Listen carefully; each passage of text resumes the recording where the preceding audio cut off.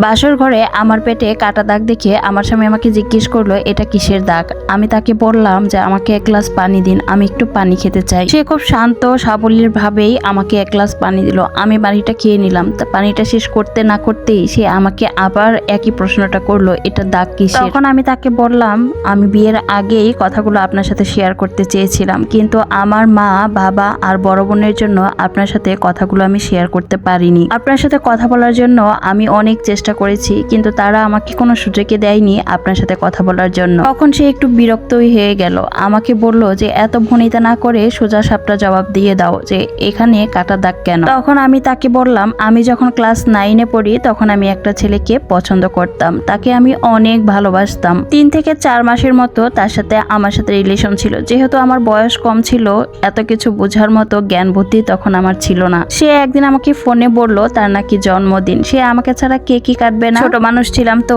আবেগটাও বেশি ছিল। খুশিতে একদম পাগলের মতো হয়ে গিয়েছিলাম। মাকে গিয়ে আমি বললাম মা আমার বান্ধবীর জন্মদিন, ওর বাসায় ছোট্ট একটা আয়োজন আছে, আমি রাতে ওখানেই খাবো, ওখানেই থাকবো। যেহেতু আমার মা বাবা গ্রামের মানুষ ছিলেন, অনেক সহজ সরল ছিলেন, তারা আমার কথার কোনো ক্রস চেক করেনি। আমার কথা বিশ্বাস করে আমার এক কথার উপরে তারা আমাকে সে বান্ধবীর সাথে যেতে দেয়। আমি আমার ভালোবাসার মানুষের সাথে সারাটা দিন ঘুরে বেড়াই, অনেক আনন্দ করি। তারপর সন্ধ্যার পর সে কেক কাটে, সাথে আমাদের কিছু স্কুল ফ্রেন্ডও ছিল। তার সাথে আমার সাথে কথা হয়েছিল কেক কাটার পর রাত্রে খাওয়া দাওয়ার পর আমি আমার বান্ধবীর বাসায় চলে যাব, সেখানেই ঘুমাবো। আমি জানতামও না যে আমার বান্ধবী তার সাথে মিলে প্ল্যান বানিয়েছে। আমি যখন কেকটা খাচ্ছিলাম তখন আমার মাথাটা ঝিমঝিম করছিল। তারপর আর কোনো কিছু মনে নেই। সকালে যখন জ্ঞান ফিরে তখন দেখি মা আমার মাথার কাছে বসে আছে। মাকে আমি জিজ্ঞেস করলাম আমি বাসায় আসলাম কিভাবে। আমাকে বলল আমার 2জন বান্ধবী নাকি ভোরবেলা আমাকে বাসায় রেখে গেছে।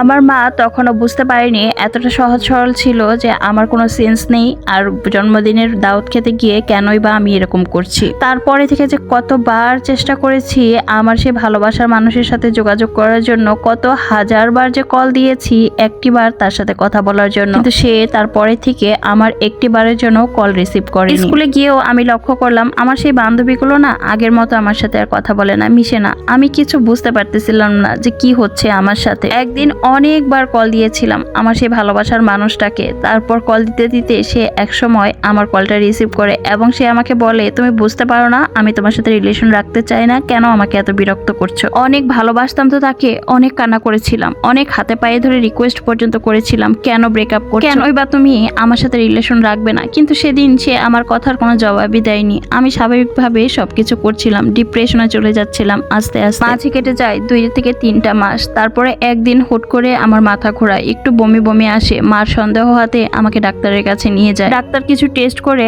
মাকে জানিয়ে দেয় আমি প্রেগনেন্ট। কিন্তু কিভাবে কি হলো আমার কিচ্ছু মনে নেই, আমি কিচ্ছু জানি না। বাড়িতে আসার পর মা আমাকে অনেক মেরেছিল, কান্নাও করেছিল অনেক, সাথে বাবাও কান্না করেছিল। যে বাবাকে আমি কোনোদিন কাঁদতে দেখিনি সেই বাবাকে দেখেছি অঝরে কান্না করতে। 4টা প্রশ্ন ছুড়ে দিচ্ছিল তারা আমার দিকে, কিন্তু তাদের প্রশ্নের কোনো জবাবই আমার কাছে ছিল না। তারপরে হঠাৎ করেই মনে হলো সেই জন্মদিনের কথা, আমার ভালোবাসার মানুষের সাথে ব্রেকআপ হওয়ার কাহিনীটা। তখন আমি বুঝতে পারছিলাম আসলে কেন সে আমার সাথে ব্রেকআপ করেছে, কেন সেদিন আমার মাথাটা ঘুরছিল। সবকিছু পানির মতো আমার কাছে পরিষ্কার ছিল, কিন্তু আমার করার মতো কোনো কিছু ছিল না। সেদিন বড় আপু মা আমাকে নিয়ে আবার ডাক্তারের কাছে গিয়েছিল বাচ্চাকে নষ্ট করার জন্য। সেটারই দাগ আমি এখানে বয়ে বেড়াচ্ছি। এখানে বলতে পারেন আমার দোষটা কোথায়, আমার কি দোষ ছিল, বিশ্বাস করা না ভালোবাসা। উত্তরে আমার স্বামী আমাকে বলল আমি এত কিছু জানি না, তোমার সাথে সংসার করা আমার পক্ষে সম্ভব না, তোমার কোনো দোষ ছিল কি ছিল না সে বিচারও আমি করতে চাই না। আমাদের উচিত ছিল বিয়ের আগে সবকিছু আমাকে জানানো। আমার সাথে কি হয়েছে না হয়েছে সে খেসারত আমিই বা কেন দিব। আমি চাই না তোমার বাবা মা আর তোমার মান সম্মান আমাদের গ্রামে নষ্ট হোক বা আমার ফ্যামিলিতে নষ্ট হোক। একদিনের জন্য হলেও তো তুমি আমার বউ হয়েছিলে, তাই চুপচাপ সকালবেলা আমি গাড়ি ঠিক করে দিব, চলে যাবে। ডিভোর্স লেটারটা তোমাদের বাড়িতে ঠিক সময়ে পৌঁছে যাবে। তোমাকে কেউ ধোকা দিয়েছে বলে যে তুমি অন্য কাউকে ধোকা দিবে এটা কিন্তু মোটেও ঠিক না। আশা করি তুমি আর তোমার ফ্যামিলি ডিভোর্স নিয়ে কোনো ঝামেলায় জড়াবে না আমার সাথে, তাহলে আমি কিন্তু তোমার ফ্যামিলি বা তোমার মান সম্মানের কথা একটিবারও চিন্তা করব না। আপুদেরকে বলছি ভালোবাসা হতেই পারে, কাউকে ভালো লাগতেই পারে, কিন্তু আমার মতো এরকম ভুল কখনোই করতে যাবেন না। কাউকে অন্ধ ভালোবাসা বাসবেন না, কাউকে অন্ধভাবে বিশ্বাস করবেন না।